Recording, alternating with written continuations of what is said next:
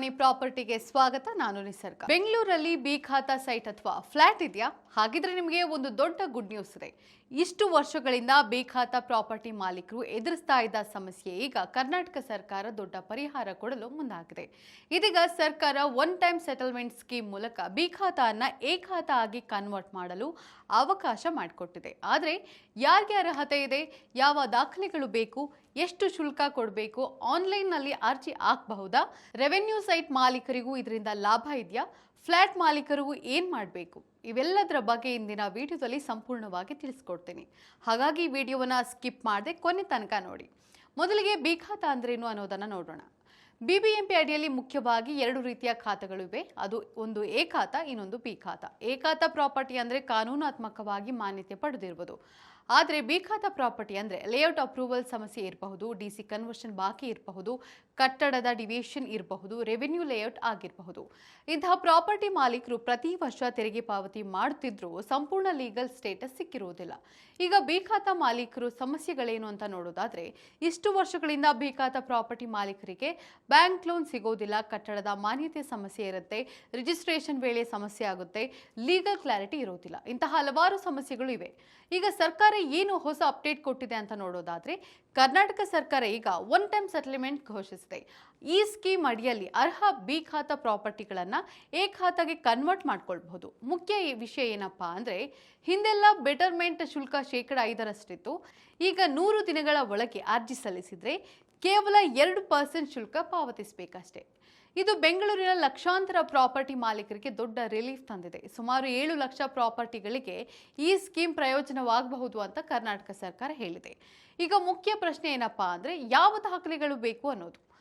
ಒಂದು sale deed ಅಥವಾ title deed, property ಮಾಲೀಕತ್ವ ಸಾಬೀತುಪಡಿಸಲು ರಿಜಿಸ್ಟರ್ ಆಗಿರುವ ಸೇಲ್ ಡೀಡ್ ಕಡ್ಡಾಯವಾಗಿರುತ್ತೆ. ಒರಿಜಿನಲ್ ಮತ್ತು ಸ್ಕ್ಯಾನ್ ಕಾಪಿ ಇಟ್ಕೊಳ್ಳಿ.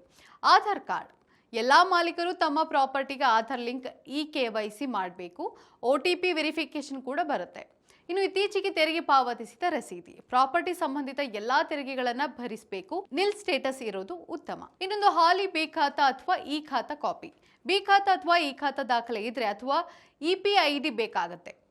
ಇನ್ನು ಎನ್ಕಂಬ್ರೆನ್ಸ್ ಸರ್ಟಿಫಿಕೇಟ್, ಪ್ರಾಪರ್ಟಿ ಮೇಲೆ ಲೋನ್ ಅಥವಾ ತಕರಾರು ಇದೆಯಾ ಅಂತ ಚೆಕ್ ಮಾಡಲು ಎನ್ಕಂಬ್ರೆನ್ಸ್ ಸರ್ಟಿಫಿಕೇಟ್ ಬೇಕು. ಇತ್ತೀಚಿನ EC ತೆಗೆದುಕೊಳ್ಳಿ.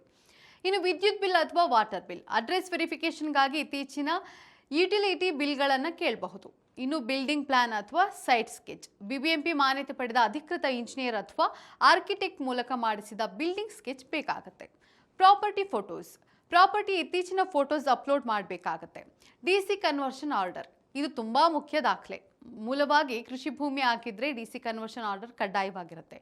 ಇದು ಇಲ್ಲ ಅಂದ್ರೆ ಅಪ್ಲಿಕೇಶನ್ ಹೋಲ್ಡ್ ಆಗುವ ಸಾಧ್ಯತೆ ಇರುತ್ತೆ. ಇನ್ನು ಅಪಾರ್ಟ್ಮೆಂಟ್ ಮಾಲೀಕರು ಗಮನಿಸಬೇಕಾದ ಸಂಗತಿ ಏನಪ್ಪಾ ಅಂದ್ರೆ, ಫ್ಲಾಟ್ ಮಾಲೀಕರಿಗೂ ಒಂದು ಬಹಳ ಮುಖ್ಯ ಅಪ್ಡೇಟ್ ಇದೆ. ಅಪಾರ್ಟ್ಮೆಂಟ್ ಮಾಲೀಕರು ಮೊದಲು ಈ ಖಾತಾ ಮಾಡಿಸ್ಕೊಳ್ಬೇಕು. ಈ ಖಾತಾ ಇಲ್ಲದೆ ನೇರವಾಗಿ ಈ ಖಾತಾಗೆ ಕನ್ವರ್ಷನ್ ಆಗೋದಿಲ್ಲ. OC ಇರುವ ಅಪಾರ್ಟ್ಮೆಂಟ್ಸ್ಗೆ ಈ ಖಾತಾ ಸಿಗುವ ಸಾಧ್ಯತೆ ಹೆಚ್ಚಿರುತ್ತೆ.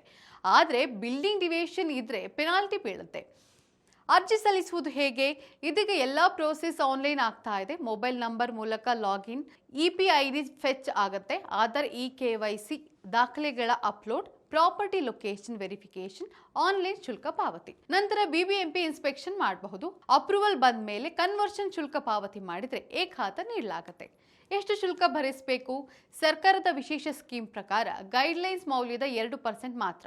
ಆದ್ರೆ ಈ ಸೌಲಭ್ಯ ಸೀಮಿತ ಅವಧಿಗೆ ಮಾತ್ರ ಇರಬಹುದು. ಆದ ನಂತರ ಮತ್ತೆ ಶುಲ್ಕ ಹೆಚ್ಚಾಗುವ ಸಾಧ್ಯತೆ ಇದೆ. ಎಚ್ಚರ ವಹಿಸಬೇಕಾದ ಸಂಗತಿ ಎಂದರೆ, ಒಂದು ವಿಷಯ ಕ್ಲಿಯರ್ ಆಗಿರಲಿ, ಎಲ್ಲಾ ಬಿ ಖಾತಾ ಪ್ರಾಪರ್ಟಿಗಳು ಆಟೋಮೆಟಿಕ್ ಆಗಿ ಎ ಖಾತಾ ಆಗಿ ಪರಿವರ್ತನೆ ಆಗೋದಿಲ್ಲ.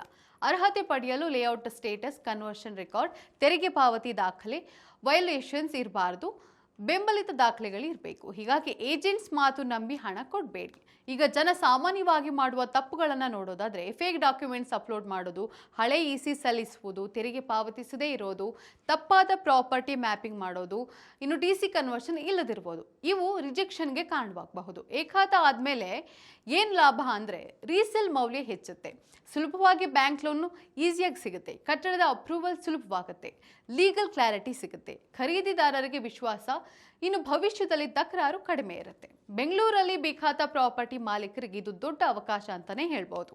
ಹಲವಾರು ವರ್ಷಗಳಿಂದ ಬಾಕಿ ಇದ್ದ ಪ್ರಾಪರ್ಟಿಗಳಿಗೆ ಈಗ ಅಧಿಕೃತವಾಗಿ ಲೀಗಲ್ ಸಿಸ್ಟಮ್ಗೆ ಬರೋ ಸಾಧ್ಯತೆ ಇದೆ. ಆದರೆ ದಾಖಲೆಗಳು ಸರಿ ಇರುವುದು ತುಂಬಾ ಮುಖ್ಯ. ಹಾಗಾಗಿ ಅಪ್ಲೈ ಮಾಡುವ ಮೊದಲು ಪರಿಣಿತ ಲಾಯರ್ ಅಥವಾ ಪ್ರಾಪರ್ಟಿ ಡಾಕ್ಯುಮೆಂಟ್ಸ್ ಎಕ್ಸ್ಪರ್ಟ್ ಬಳಿ ವೆರಿಫಿಕೇಶನ್ ಮಾಡಿಸಿಕೊಳ್ಳಿ. ಈ ವಿಡಿಯೋ ಹೆಲ್ಪ್ಫುಲ್ ಅನಿಸಿದ್ರೆ ಲೈಕ್ ಮಾಡಿ, ಶೇರ್ ಮಾಡಿ. ನಿಮ್ಮ ಪ್ರಾಪರ್ಟಿ ಸಂಬಂಧಿಸಿದ ಅನುಮಾನಗಳ ಇದ್ರೆ ಕಮೆಂಟ್ ಮಾಡಿ ತಿಳಿಸಿ. ಇದೇ ರೀತಿಯ ರಿಯಲ್ ಎಸ್ಟೇಟ್ ಲೀಗಲ್ ಅಪ್ಡೇಟ್ಸ್ಗಾಗಿ ವಿಶ್ವಾಣಿ ಪ್ರಾಪರ್ಟಿ ಚಾನಲ್ ಅನ್ನು ಸಬ್ಸ್ಕ್ರೈಬ್ ಮಾಡೋದನ್ನು ಮರಿಬೇಡಿ. ಧನ್ಯವಾದ.